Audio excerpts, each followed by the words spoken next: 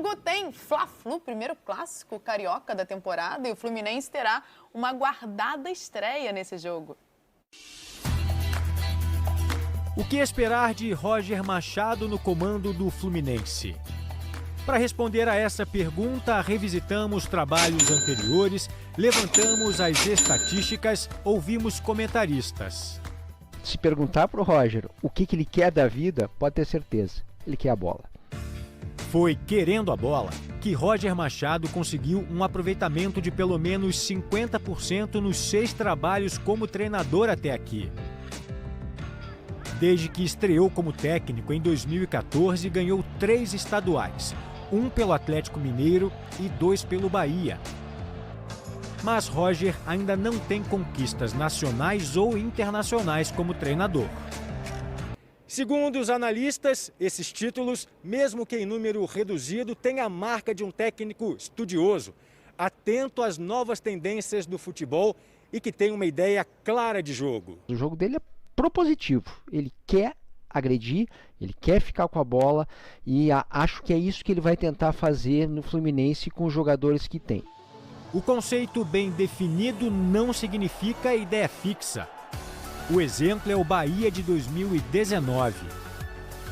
Ele começou a jogar numa transição ofensiva rápida, então fazia uma pressão depois de perder a bola, uma pressão muito forte, uma marcação forte, principalmente no meio campo, recuperava essa bola, saía em velocidade numa transição rápida. Como será o Fluminense de Roger Machado? Ele começa a responder a partir de domingo no Fla-Flu.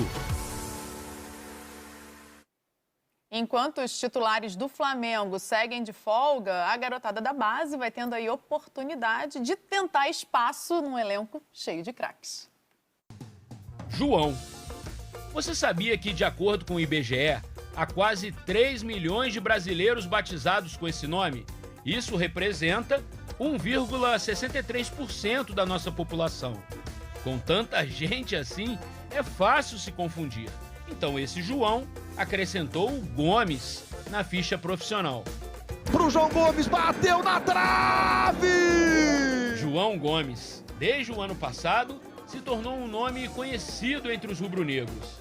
Eu já estou aqui desde os meus 8 anos e meio e sempre sonhei com esse momento. Como todo garoto boleiro, já tem as suas tatuagens. Essa conta um pedaço da história dele. Eu sou do Piscinão de Ramos, né, que é uma comunidade do Rio de Janeiro. E para ir para Gávea, tinha que pegar 2 ônibus. Um era até a Leopoldina e o outro da Leopoldina até a Gávea. O ponto de ônibus, o menino João e o seu avô, seu Mirinho, que morreu em 2019 antes de vê-lo estrear como profissional. Eu consegui, eu não, né? Nós conseguimos juntos. Eu tenho certeza que eu não tô e nem vou estar sozinho nunca, porque eu sei que de onde ele tá intercedendo, orando por mim. A estreia foi durante a última Libertadores, quando o Flamengo teve um surto de Covid e a equipe ficou muito desfalcada. Confesso para você que eu tava tenso, suando, parado, sabe? Hoje em dia, realmente, que eu nunca vou esquecer, cara.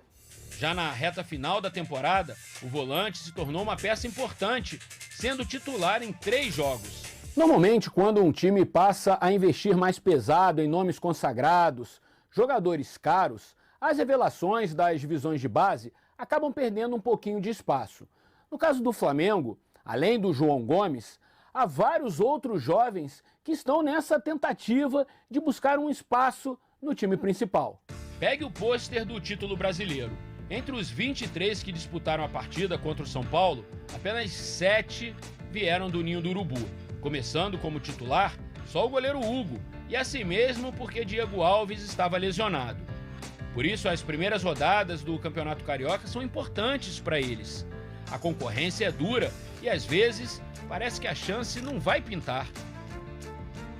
Para ele agora tá faltando o gol. A bola já acertou a trave 3 vezes. Nem fala, cara. O dia que saiu o gol, com certeza vai ser uma festa lá em casa.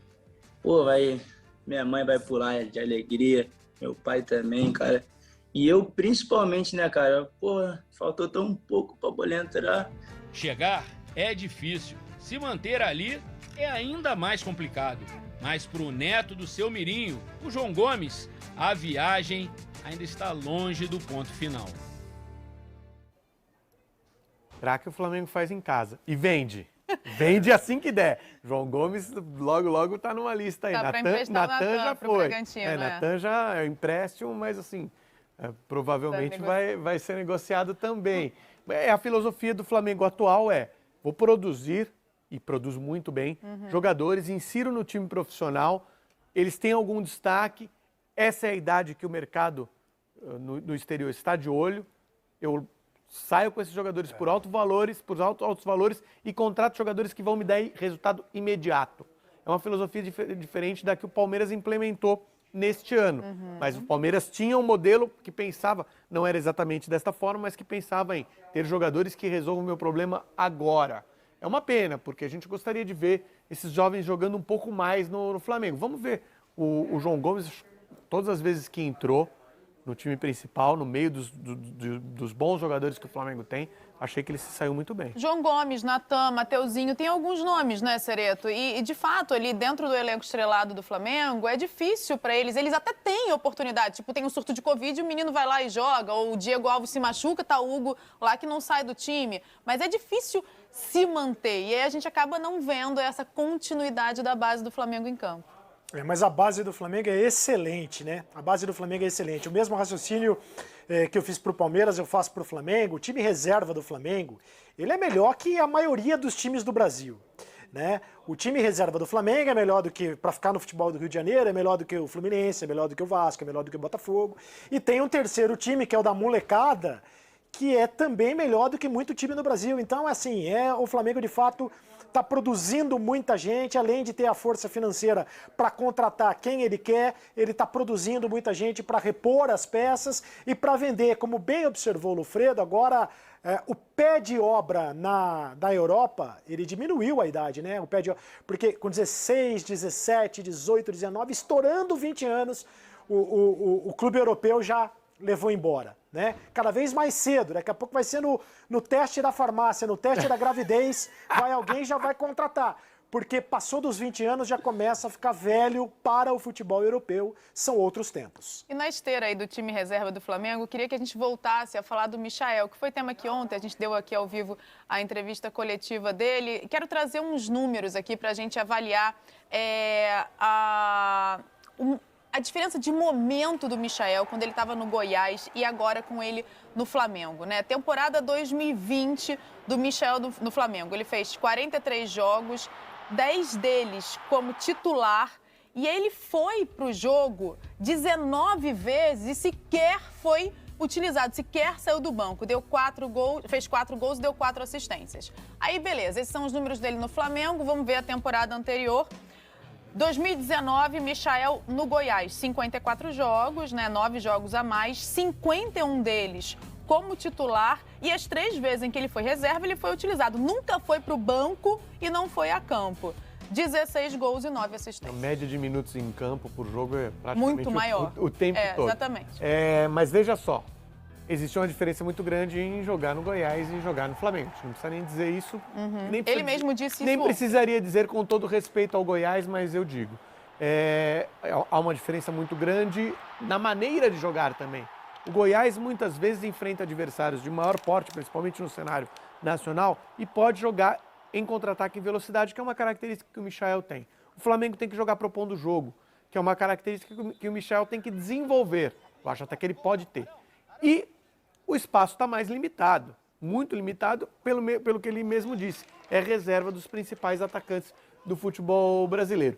Acho que, nas vezes que ele entrou, talvez não tenha sido tão boa a participação dele, poderia ter sido melhor. mas não pode se descartar imediatamente. Acho que é um jogador que ainda tem que se esperar um pouquinho, aguardar, observar um pouco mais. Ele falou, empréstimo não é a melhor opção para mim, ele não quer ser emprestado. Cereto, você acha que a principal mudança para o Michael de 2019 para 2020, né, que são as duas temporadas que a gente pode comparar, foi realmente a equipe em que ele estava ou teve um decréscimo de desempenho significativo? Não, caiu o desempenho também. Tem a questão, como ele mesmo disse, da adaptação ao Rio de Janeiro. Não é fácil, né? Uma coisa é você morar em Goiânia, outra coisa é você morar no Rio de Janeiro. Não é fácil. Vestir a camisa do Flamengo tem um peso gigantesco. E a gente, para dizer a verdade absoluta, a gente observou muito pouco o Michael, mesmo no Goiás. Teve uma temporada muito boa no Goiás. A gente não sabe ainda se o Michael é o jogador que se imaginava que fosse. Disputado pelo Flamengo e pelo Corinthians, por exemplo, né? Um tentou dar chapéu no outro e o Flamengo foi lá e contratou. Então a gente tem que observar um pouco mais, porque talvez o Michael também não seja o jogador que a gente imaginava que fosse. Mas ele tem qualidade para jogar mais do que tem jogado. Michael, que pediu para voltar das férias antes dos outros jogadores do time principal, fez esse movimento de forma voluntária e o Fluminense fez diferente, né? Vai ter Fla-Flu no domingo, então quero trazer o assunto do Fluminense também, já que no Fluminense, assim, foram 3 derrotas seguidas e o Fluminense falou, galera, vem aqui que a gente está precisando, vai ter jogo importante no fim de semana e o time do Fluminense pro domingo vai ser praticamente com jogadores do elenco principal, à exceção do André. Vão estar lá, o André que é volante, né, da base. Marcos Felipe, Igor Julião, Frazan, Matheus Ferraz, Danilo Barcelos, o Ganso, Michel Araújo, Fernando Pacheco, Caio Paulista. Até porque, assim, a ideia de trabalho do Fluminense, ela era um pouco arriscada. O Fluminense ia saber no domingo se jogava na quarta, né? Então, não era muito, liberou todo mundo, talvez eles tivessem que voltar mesmo. Então, já estava prevista mais ou menos uma possibilidade de volta antecipada. E eu acho que o Fluminense tem que começar, porque o Campeonato Carioca, ainda que não... A gente sabe que os estaduais têm menos relevância, o paulista é um pouquinho mais forte, o carioca tem ali a sua força, mas não é a coisa mais importante do mundo. E não sendo a coisa mais importante do mundo, os times se dão ao luxo de começar dessa forma. Mas uma hora você vai ter que... Porque não é mais importante, mas ficar de fora dos 4 classificados é muito ruim. Então o Fluminense já perdeu o começo do campeonato, que pode causar um impacto ali na frente. E vai ser um jogo em que o destaque vai ser o Roger Machado, a estreia do Roger Machado pelo Fluminense. Que peso isso tem? Qual é a sua expectativa em relação à chegada dele, à temporada dele, Cereto? Bom, tá muito claro que o Roger quer acelerar o processo, né? Trazendo os jogadores mais experientes, tentando encorpar mais o time, tentando já fazer com que os jogadores assimilem um pouco das ideias dele. Eu tô curioso para saber, de fato, quais... As ideias ele vai botar em prática, porque o Roger ele tem um repertório, ele não é só o cara da posse de bola, como a gente viu na reportagem, ele foi o cara que começou o trabalho do Grêmio lá atrás, antes do Renato, né? Mas ele também é um treinador que no Bahia, especificamente no Bahia, ele conseguiu fazer com que aquele time do Bahia tivesse o melhor contra-ataque do Brasil, uma transição muito rápida, um time de muita marcação e transição muito rápida. Então não sei o que ele vai escolher para o Fluminense em cima das características dos jogadores. Eu tenho uma expectativa grande em relação ao trabalho do Roger, acho que é um dos bons treinadores que o futebol brasileiro tem. Que vai estar ali ao lado do Marcão, então teremos uma dupla de comando negra no Fluminense no domingo. Já tivemos... E a gente destaca isso porque, infelizmente, ainda é uma raridade, né? Tem o Jair Ventura no esporte, mas na Série A do campeonato. Sim, e nós já tivemos um confronto entre os dois. Foi o primeiro confronto entre dois técnicos.